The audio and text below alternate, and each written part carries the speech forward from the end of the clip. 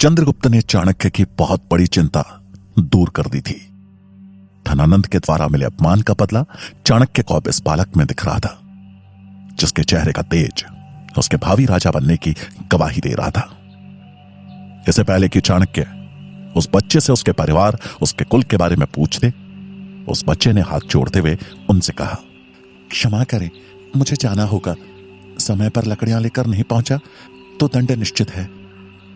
चाणक्य ये सुन थोड़ा चकित रह गए और उन्होंने उस बच्चे से सवाल किया, कौन देगा तुम्हें दंड? किस गुरुकुल से हो? गुरु कौन है तुम्हारा? चंद्रगुप्त ने उनकी तरफ हैरानी से देखते हुए बोला, गुरु नहीं, मेरा कोई गुरु नहीं है। मैं तो गुलाम हूं, अपने मालिक के वहां मजदूरी करता हूं। चंद्रगुप्त का जवाब सुन चाणक्य के हृदय में उसके प्रति सम्मान मानो और बढ़ गया।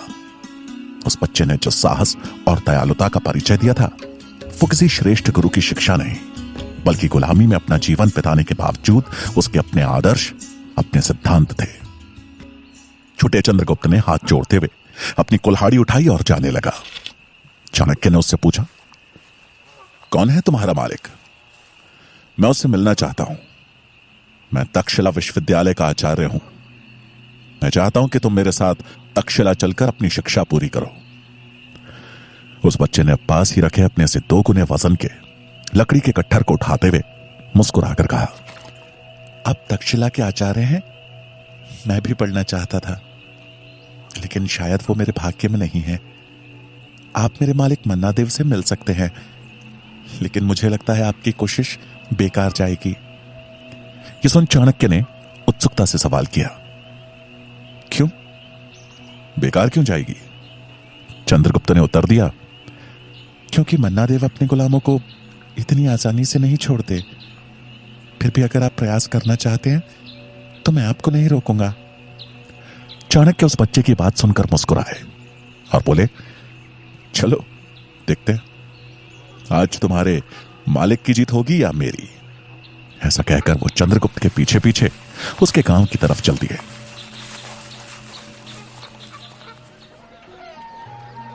कुछ ही समय में दोनों जंगल के किनारे पे बसे छोटे से गांव में जा पहुंचे।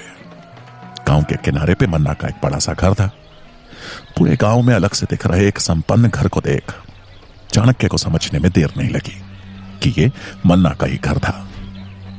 उसके पास चंद्रगुप्त जैसे सैकड़ों गुलाम थे, जिनसे वो अपने काम तो करवाता ही था और सही दाम मिलने पर उन्हें बेच भी देता था। आज के दिन भी मन्ना के गुलामों की बोली लग रही थी। काफी मोल भाव के बाद एक व्यापारी मन्ना के 10 गुलाम लेकर वहां से निकल गया। ये नजारा देख चाणक्य को समझ तो आ गया कि मन्ना इतनी आसानी से चंद्रगुप्त को उन्हें नहीं सौंपने वाला। धनराशि गिनते हुए मन्ना की नजर जैसे ही चंद्रगुप्त पर पड़ी तो उसके चेहरे की खुशी को क्रोध में बदलते हुए देर नहीं लगी। वो जोर से चिल्लाया, रात दिन निकाल दिया जंगल में, और वो भी इतनी सी लकड़ियों के लिए। कल तक इसकी 5 गुना लकड़ियां लाएगा तभी भोजन को हाथ लगाना। मन्ना की बर्बरता राजा धनानंद से कम नहीं थी। वो उतना ही क्रूर और निर्दयी था जितना कि धनानंद।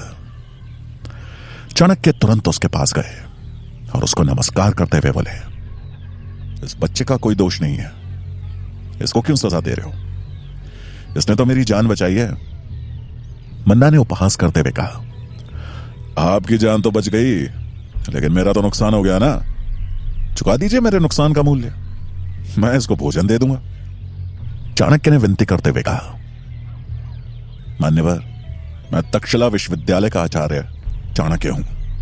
मेरी विनती है कि अगर आप इस बालक को मुझे शिक्षा देने के लिए मेरे पास सौंपते हैं तो एक दिन आपको आपका मूल्य का 100 गुना अवश्य मिल जाएगा। चाणक्य की बात सुन मन्ना जोरों से हंसा और बोला, व्यापारी हूं मैं, मुझे सपने ना ही दिखाएं तो बेहतर होगा। जिस दिन उचित धनराशि लेकर आ जाएंगे, ये क्या, इससे बेहतर गुलाम दे दूंगा। और आखिर क्या दिखा आपको इस नकारे में? मन्ना की बात सुनकर चाणक्य बोले, मगध का भविष्य एक शिक्षक की नजरों से देखेंगे तो मगध का सम्राट, पर आप तो व्यापारी हैं और आपको इसमें बस एक गुलाम ही दिखेगा। चाणक्य को सुन मन्ना और वहां खड़े गुलाम जोरों से हंसने लगे। मन्ना ने चंद्रगुप्त को उसके बालों से पकड़ा और धक्का देते हुए कहा, ये और राजा, इसे राजा बनाओगे? दिन में चलते फिरते अच्छे सपने देख लेते हैं आप। चाणक्य से ये देखा नहीं गया और वो चंद्रगुप्त को जमीन से उठाते हुए गुस्से में बोले, सपने देखने का अधिकार उन्हीं को होता है जो उसे पूरा करना जानते हो, और ये मैं अभी सिद्ध कर सकता हूं। मन्ना ने कुटिल मुस्कान के साथ चाणक्य को देखा और कहा, कैसे करेंगे सिद्ध? चाणक्य ने उत्तर दिया, लड़ा लीजिए इस बालक को अपने किसी भी योद्धा से। ये विजयी हुआ तो मेरा शिष्य बनेगा, और अगर हार गया तो मैं भी आपका गुलाम बन जाऊंगा। यह सुन मन्ना ने अट्टहास किया और अपने सबसे ताकतवर गुलाम को चाणक्य के सामने खड़ा कर कर कहा, हरा दीजिए मेरे गुलाम माया देव को बगैर किसी हथियार के, और ले जाइए अपने भावी सम्राट को। मन्ना का इशारा मिलते ही मायादेव चंद्रगुप्त के सामने आ खड़ा हुआ। मायादेव की विशाल कदकाठी को देख चंद्रगुप्त घबरा गया। युद्ध शुरू होने से पहले चाणक्य चंद्रगुप्त के पास गए और उसके डर को कम करने के लिए उसके कान में कुछ कहा, और अगले ही पल चंद्रगुप्त और माया अखाड़े में एक दूसरे के सामने आ खड़े हुए। मायादेव ने पहला वार किया, लेकिन चंद्रगुप्त फुर्ती दिखाते हुए उसके प्रहार से बच किनारे की तरफ निकल गया। तभी वहां खड़े गुलाम ने चंद्रगुप्त को पकड़ वापस माया के सामने ढकेल दिया। माया ने फिर से उस पर वार किया, लेकिन चंद्रगुप्त एक बार फिर अपनी फुर्ती दिखाते हुए उसके प्रहार से बाल बाल बचा, और इस बार मौका मिलते ही उसने पूरी ताकत से मायादेव के घुटनों पर प्रहार किया। माया को एक पल के लिए झटका लगा। इससे पहले कि वो संभलता, चंद्रगुप्त ने उसी घुटने पे जोरदार दूसरा प्रहार किया। अब मायादेव का भारी भरकम वजन ही उसका दुश्मन बनने लगा। घुटने की चोट के चलते उसको चलने में दिक्कत होने लगी। चंद्रगुप्त अपना तीसरा प्रहार करता कि अचानक उसका ध्यान भटका और पलक झपकते ही वो माया के चंगुल में आ गया। मायादेव ने उसे हवा में घुमाया और एक तरफ किसी पत्थर की तरह फेंक दिया। वो जमीन पे जा गिरा। उस एक पल का भटकना चंद्रगुप्त को महंगा पड़ गया। चाणक्य ये देख थोड़ा निराश हो गए। मायादेव का वार देख मन्ना और वहां उपस्थित सभी गुलामों ने उत्साहित होकर हो हल्ला करना शुरू कर दिया। चंद्रगुप्त ने अपने को संभाला और उससे पहले कि मायादेव अगला वार करता, उसने उस शोर में दबी हुई दूर से आ रही एक चीख सुनी और तुरंत वहां से तेजी से भाग निकला। उसे भागता देख मन्ना चिल्लाया, अरे वो देखो आचार्य, भाग गया आपका राजा। अब हाथों में कमंडल नहीं, बेड़िया पहनने के लिए तैयार हो जाओ। ऐसा कहकर वो जोर जोर से हंसने लगा। चाणक्य को भी यह देख अचंभा हुआ, लेकिन उन्हें पता था कि चंद्रगुप्त डर से नहीं बल्कि किसी और कारण से वहां से भागा है। इससे पहले कि कोई कुछ समझ पाता, एक आदमी दौड़ते हुए वहां आ पहुंचा और मन्ना की तरफ देखते हुए बोला, आपकी पत्नी को वहां गौशाला में उस आदमखोर तेंदुए ने घेर लिया है। उनके प्राण संकट में हैं, जल्दी चलिए। यह सुनते ही मन्ना सन्न रह गया। चाणक्य को समझ में आ गया कि चंद्रगुप्त ऐसे क्यों अचानक भाग गया। मन्ना वहां से तेजी से गौशाला की तरफ भागा और उसके पीछे चाणक्य और बाकी लोग भी। इधर चंद्रगुप्त हवा की तेजी से भागता हुआ गौशाला के निकट आ पहुंचा। बाहर लोगों की भीड़ जमा थी। सभी चिल्ला रहे थे, कोई तो उसे बचाओ, अरे कोई तो अंदर जाओ। लेकिन गौशाला के अंदर जाने की हिम्मत किसी में ना थी। बिना समय गवाए चंद्रगुप्त गौशाला के अंदर प्रवेश कर गया। अंदर गायों के झुंड में भी अफरा तफरी थी। वो इधर उधर भागती हुई जोर जोर से आवाजें लगा रही थी, पर उस आदमखोर तेंदुए को भला गाय से क्या मतलब? उसके मुंह पर तो मनुष्य के खून का स्वाद चढ़ चुका था। चंद्रगुप्त ने ध्यान दिया तो देखा कि मन्ना की पत्नी, जिसे वो माई बोलता था, गौशाला के पीछे के हिस्से से दबे पांव निकलने की कोशिश कर रही थी। लेकिन उसे अंदाजा नहीं था कि उसकी हरकत पे तेंदुए की नजर पड़ चुकी है। चंद्रगुप्त ने यह भांप लिया कि अब उसकी माई की जान खतरे में पड़ने वाली है और उनको बचाने के लिए उसके पास ना के बराबर समय है। चंद्रगुप्त ने वहीं पड़े एक मजबूत लकड़ी के टुकड़े को बड़ी फुर्ती से बिना आवाज के अपने हाथ में उठा लिया। तेंदुआ जैसे ही माई की तरफ हमले के लिए बढ़ा, चंद्रगुप्त हवा में उछला और तेंदुए के सिर पे लकड़ी से जोर का वार किया। वार इतना घातक था कि तेंदुआ वहीं पे गिर गया और अपनी अंतिम सांसें गिनने लगा। माई, अब आप सुरक्षित हो, मैंने तेंदुए को मार दिया है, चंद्रगुप्त ने माई की तरफ देखते हुए कहा, जो इस हमले के डर से लड़खड़ाकर जमीन पे गिर गई थी। वो डर से कांप रही थी। चंद्रगुप्त ने उनके उठने में मदद की। उसी समय वहां पे मन्ना और उसके पीछे चाणक्य भी आ पहुंचे। मन्ना ने अपनी पत्नी के पास आकर चिंतित होते हुए पूछा, तुम ठीक तो हो? हाँ, मैं ठीक हूं। इसने मेरी जान बचा ली, नहीं तो जाने क्या हो जाता। ये बोलते वक्त मन्ना की पत्नी की आंखों में कृतज्ञता के भाव थे। मन्ना भी चंद्रगुप्त की बहादुरी देखकर हैरान था।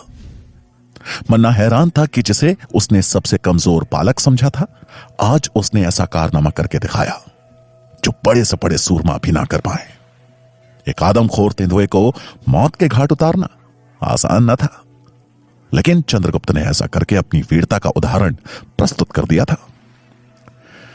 मायादेव चंद्रगुप्त की बहादुरी देख के खुश था और साथ में हैरान भी कि पहले उसने एक बलशाली योद्धा मायादेव को जोरदार प्रहारों से घायल किया और अभी एक तेंदुए को मारकर उसकी पत्नी की रक्षा की।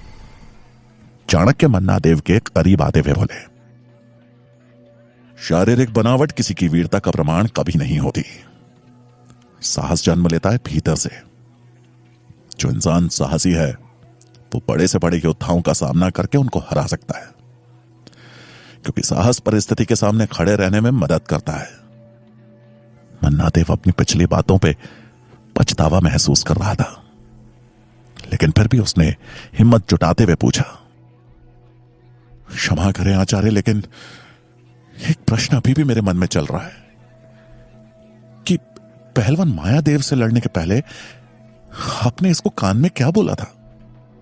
मुस्कुराते हुए चाणक्य बोले, युद्ध केवल ताकत से नहीं, बुद्धि से भी लड़ा जाता है। और जब इंसान के पास ताकत की कमी हो तो उसकी बुद्धि उसका शस्त्र बनती है।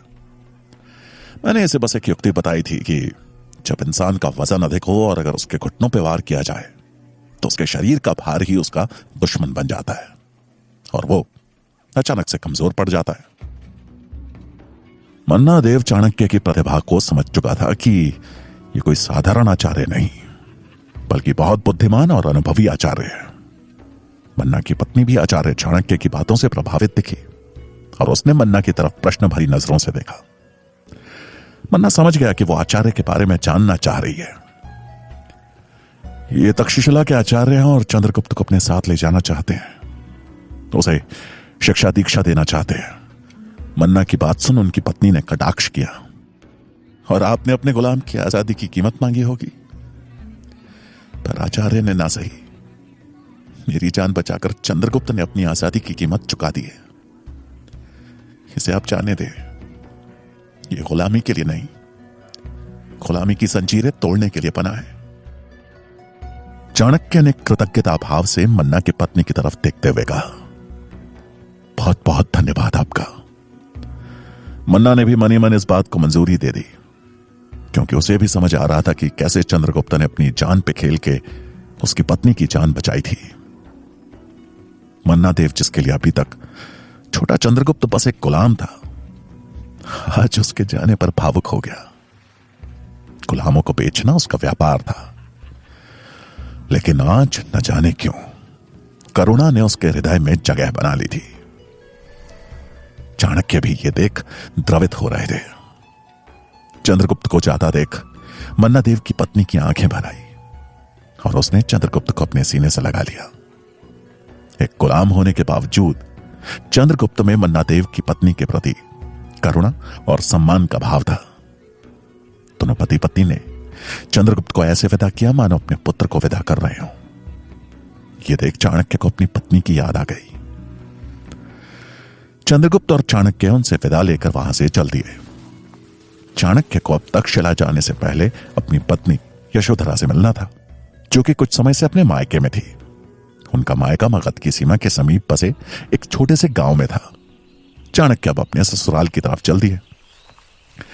रास्ते पे चलते हुए चाणक्य को यशोधरा की चिंता सता रही थी।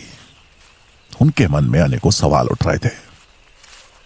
अगर यशोधरा तक धनानंद के दरबार वाली खबर पहुंच गई होगी, फिर तो वो किस हाल में होगी। हो सकता है वो पाटलिपुत्र पहुंच चुकी हो। इसी उधेड़बुन में उलझे हुए वो जैसे ही अपने ससुराल पहुंचे तो उनकी चिंता को सत्य में बदलते देर नहीं लगी। यशोधरा खबर मिलते ही पाटलिपुत्र की तरफ निकल चुकी थी।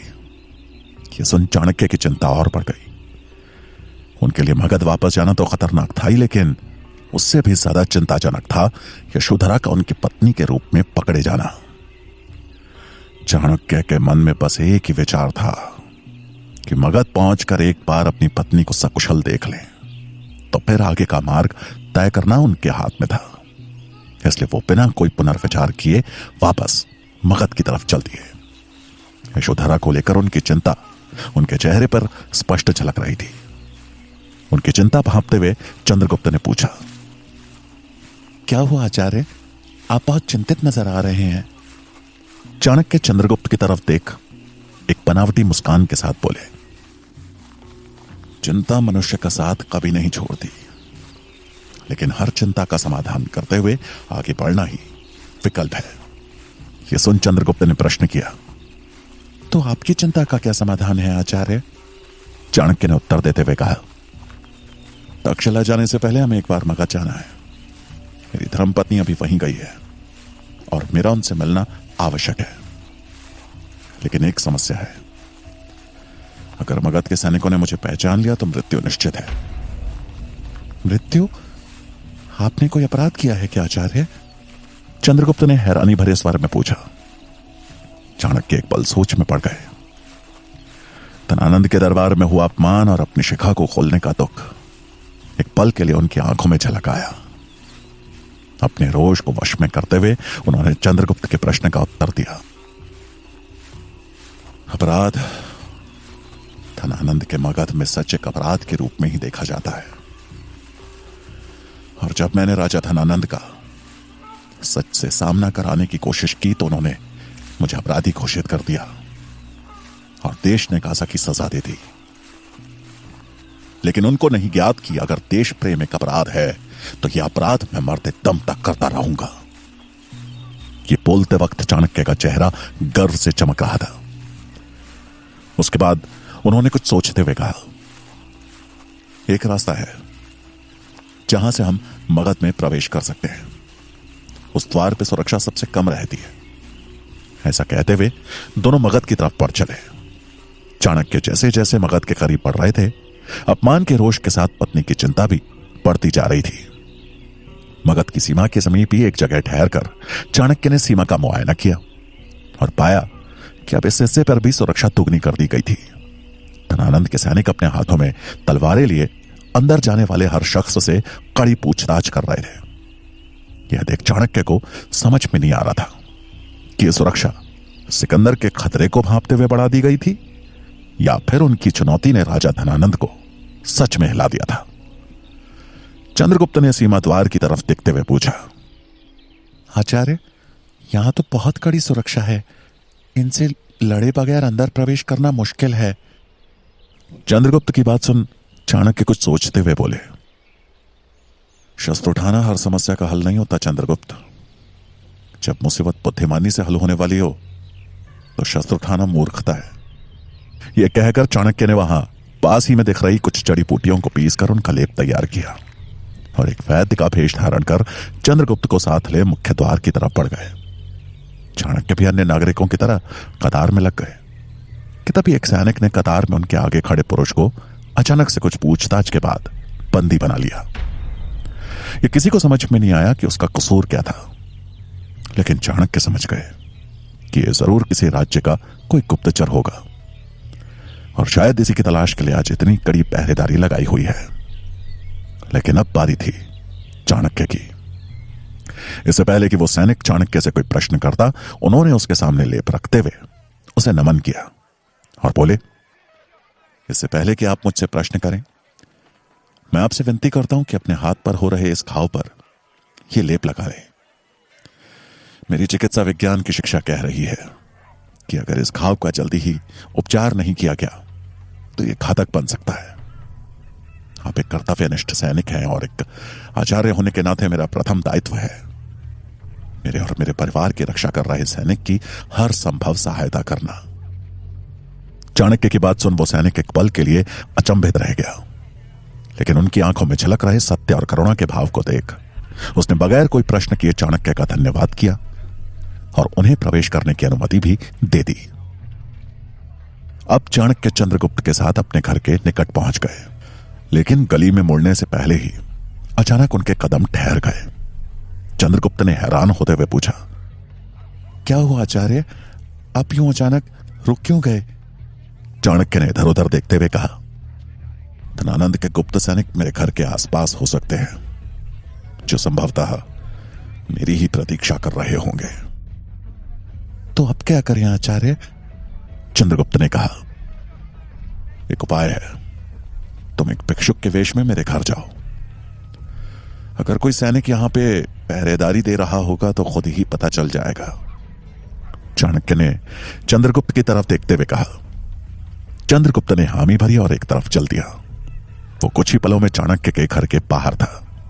उसने हर तरफ नजर दौड़ाई, लेकिन वहां पे ऐसा कोई भी सैनिक या फिर गुप्त सैनिक नहीं दिखा। चंद्रगुप्त ने कुंडी खटखटाई और कुछ समय बाद यशोधरा ने दरवाजा खोला।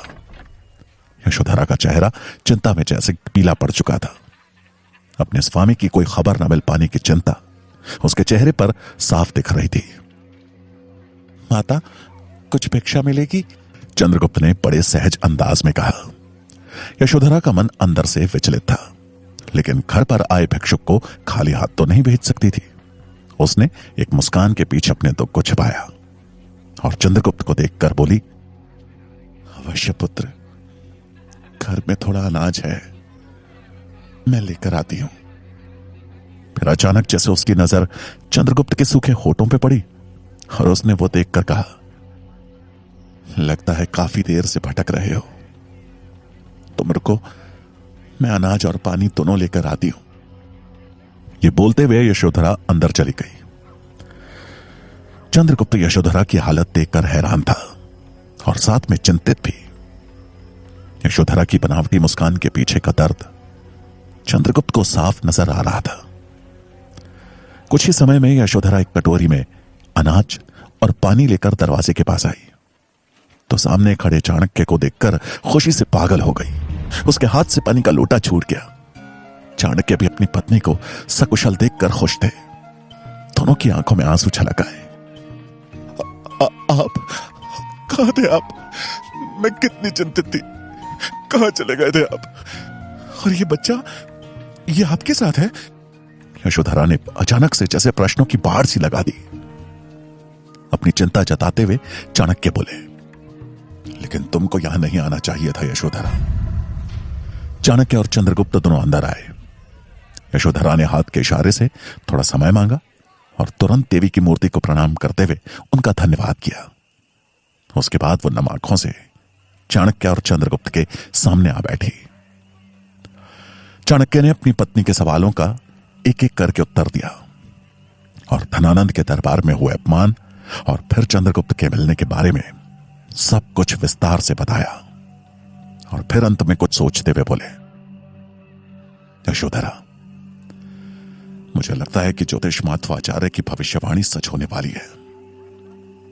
मैं राजा तो नहीं बना, लेकिन मैंने इस बालक को राजा बनाने का प्रण जरूर लिया है और मैं इसे पूरा करके रहूंगा। उनकी खुली शिखा देख यशोधरा बोली, मुझे विश्वास है कि इस खुली शिखा को बांधने का मौका आपको अति शीघ्र मिलेगा। यशोधरा अपने पति को अच्छे से जानती थी कि अगर वो किसी चीज को ठान लेते थे तो उसे पूरा करके ही छोड़ते थे। वो भी अभी अपने पति के इस निर्णय में भागीदार थी, लेकिन सबसे ज्यादा खुशी उसे यही थी कि चाणक्य सुरक्षित थे, उसके पास थे, क्योंकि पूरे नगर और दूर गांव तक फैली अलग अलग अफवाहों ने उसकी रातों की नींद उड़ा दी थी। कुछ लोग तो कह रहे थे कि धनानंद ने किसी ब्राह्मण को मृत्युदंड की सजा सुनाई है, और कोई कह रहा था कि एक ब्राह्मण ने जब धनानंद का अपमान करने का साहस किया तो उसने उस ब्राह्मण को बंदी बना के कारागार में डाल दिया है। लेकिन आज सच को सामने से जानकर उसे तसल्ली थी।